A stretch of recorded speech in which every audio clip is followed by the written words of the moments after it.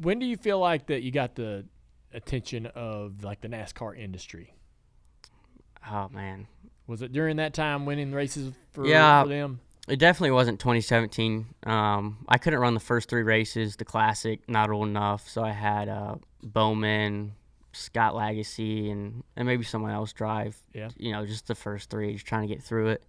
And we had an okay season. I mean, it was, again, first season of trucks. Was teammates with Johnny Sauter, so you're learning a lot. Yeah. And then 2018, and we just killed it. We won 3 races, went to the Final 4. Which 3 races back then was tough. I mean, the truck field, it is tough now, but I feel like there was a lot of good teams back then. And going to the Final 4, I think it was me, Noah, Johnny, and Brett Moffitt. I think Moffitt won it, and I run 3rd. Yeah. That's a stellar Final 4. Yeah. Boy. Me and Johnny were teammates. He was 4th, I was 3rd, Noah was 2nd. Yeah. So. Yeah. The one race that that sticks out to me in your career is at Daytona when you got forced below the line. Oh, yeah. And they called the win for, who was it? Was it Sadler? No, that was Larson. Larson? Yeah. And then, but you had this move on the front straightaway that would have won you the race. Yeah. And does that still bother you today? No, I mean, like I said, I separate myself from it. Yeah. I mean, it definitely sucks. Yeah, I mean, I'm not gonna say, I feel like though, in that, I mean, it's tough. Well, Again, it's like my second or third start. I mean, so you were. What was I even doing out there? Well, So the thing is like the way I felt about it in that moment was like, man, that was his moment to like thrust himself onto the main stage of the industry and be like, hey. Look at me, right? Right. Yeah. See what I can do. Yeah. And it was just taken from you. Yeah. Everybody there in that moment. I think I was sitting on. I don't know. I think I was sitting on the pit box for NBC. I can't remember, but I think everybody in that moment was sitting there going, "Man, that's some bull." I think you probably said the same thing, right? Well, I mean, honestly, I thought your whole car had to be below the line. Yeah. So when I made the move, I was like, I thought it was fine. Yeah. I mean, there was literally 4 inches of my car. Of just the left side below the line. So, yeah, I mean, again, it was, I guess I didn't know enough, but I thought it was more like you really had to go below the line. I mean, my car straddled it more than anything. Yeah. But, yeah, definitely sucked. I mean, it was a big stage, obviously, big opportunity for me.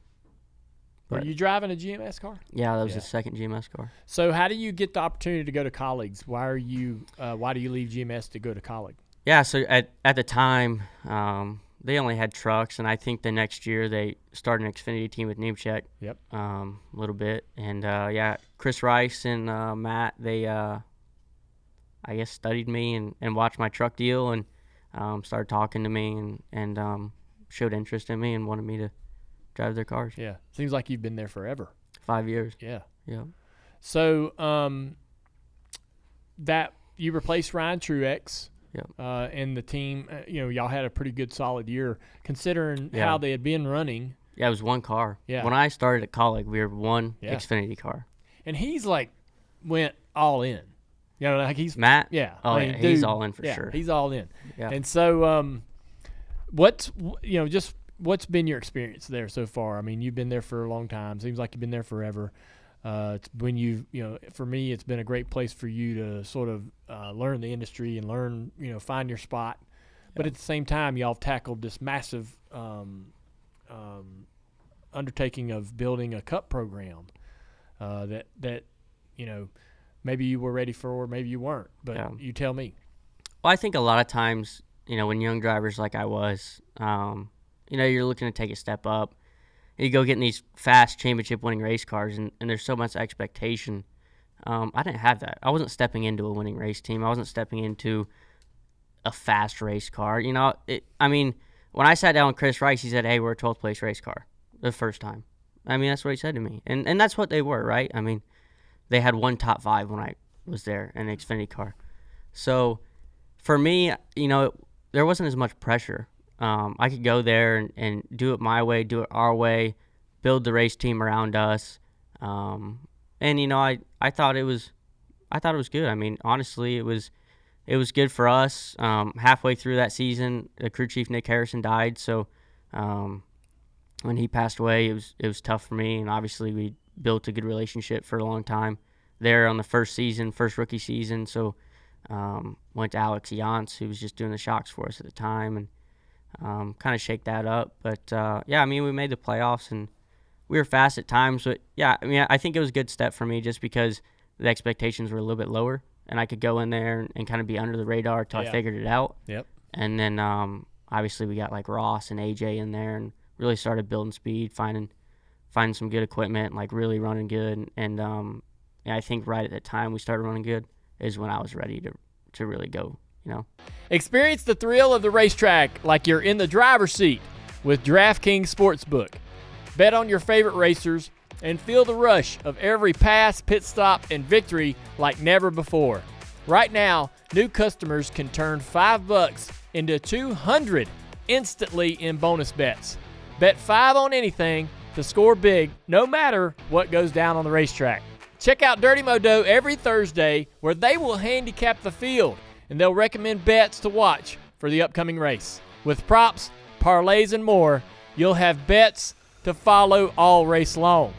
The racing action doesn't stop till the checkered flag drops. Download the DraftKings Sportsbook app now and join with code DJD. New customers can bet $5 and get $200 instantly in bonus bets. That's code DJD only on DraftKings Sportsbook. The crown is yours.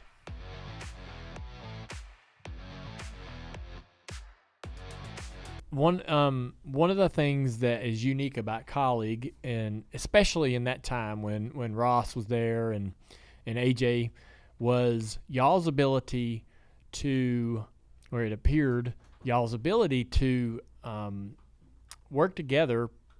You know, obviously at the restrictor plate tracks where you'd work together the most, but y'all's ability to really like control the races and not be selfish. Yeah. That was really impressive because it was a relatively young, inexperienced team. You hadn't been around for ever like a Hendrick Motorsports has, but still there was enough communication and preparation, I guess, that all of y'all were willing to kind of lay your egos aside, so to speak, in those races to work together, and y'all would control the field the entire night in a race at Daytona until the very last corner, right? And still figure out a way to get all 3 cars across the finish line. Yeah.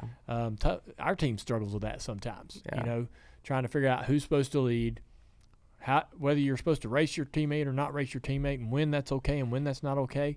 Was there real understanding? Was there a real understanding, or did that just sort of play out favorably and luckily in front of everybody's eyes? I mean, yeah, I mean, there's 2 parts to it. I mean, we had 3 really good guys that really, I mean, we put our egos aside. I mean, it was me, Ross, and AJ. I mean, I was the youngest one, and I understood the team orders more than anything. And the other side of that is we had really fast cars. Yeah. I mean, the Xfinity field now has caught up tremendously, but we couldn't put a foot wrong.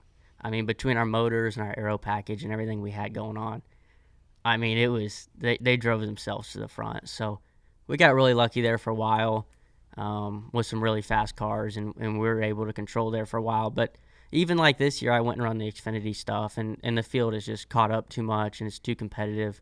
We have the RCR cars now that are obviously in there, and they weren't there when we were doing it. So when Ross and AJ were there, were y'all building your own cars or some? Yeah. No, it's always been RCR stuff, RCR chassis and bodies and motors and everything. And we still do. I mean, it's all RCR stuff. Gotcha. But the RCR cars weren't in there. You know, you didn't have Austin Hill and Sheldon Creed. Yeah. So you didn't have Austin's car is ridiculous, especially at Daytona Talladega. Yeah, its qualifying speed He's something. But you just didn't have the RCR cars there in the field. Gotcha. The house cars. So that made it that makes a tougher. difference. Yeah. Oh yeah. So yeah, whatever we had, you know, going on, I don't know what it was, but our 3 cars, I mean, there was some serious speed in them. Yeah.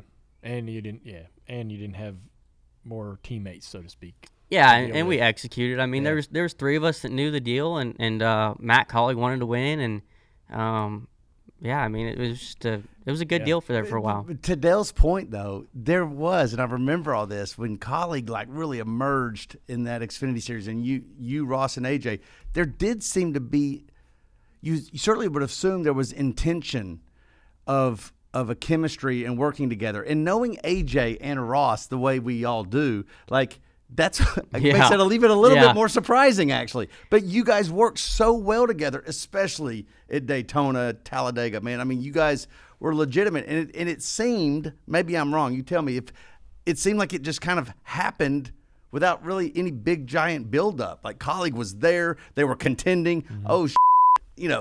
It's not just these other cats and Gibbs people that were. It's like Junior Motorsports. Colleague is your biggest threat, and you guys were like y'all been racing together all your lives.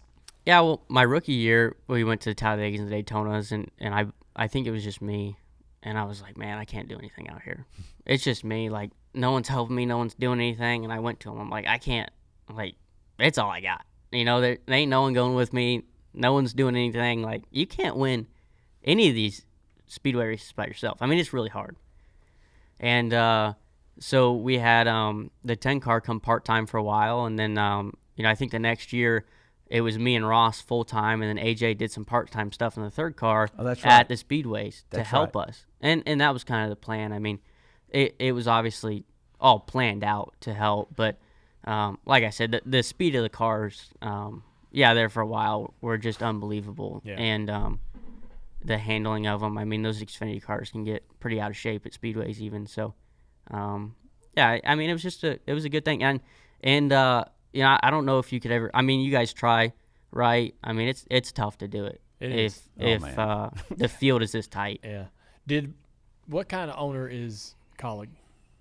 Matt's awesome. Obviously, he's not super involved with day-to-day operations. He still lives in Ohio and everything, so you only see him at the racetrack every so often or whenever he does come. But he's just supportive. I mean, he's laid back. He just wants to run good and wants to win races, and he'll do anything to put you in a winning race car. I mean, obviously it's tough at the Cup level, but he's been good. I mean, he's obviously pretty successful in other things in racing, and I think it's been good to have a mentor like that to kind of lean on and call every so often.